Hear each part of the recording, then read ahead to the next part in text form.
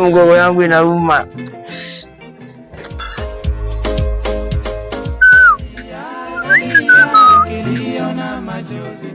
Kijana yangu. Yes, mzae. Nini leo hujaenda maandamano kwani? Sasa mzae, hiyo maandamano mengine nilienda, ulileta shida mimi. Sasa ulisema huko hakuna maandamano. Hapana kijana yangu. Mimi nasema aje uenda maandamano. Na ukifika huko kwanza, make sure unaona hiyo mstari ya kwanza hapo. Simama hapo. At least sasa kila ukua hapo hivyo kwa mstari ya kwanza make sure uko hapo. Umesikia?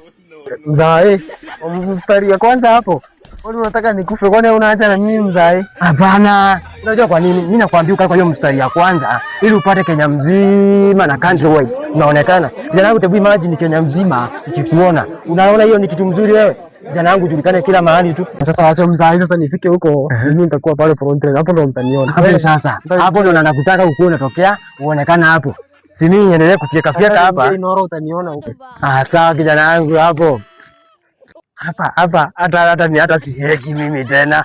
Hapa naona kijana wangu anaweza pigiwa simu hapa niambiwe nimepewa 1 mita. Ni pia kuja nijengee nyumba yangu. Na hiyo ndio maisha yangu itakuwa. Si kijana wangu akae hapo mbele.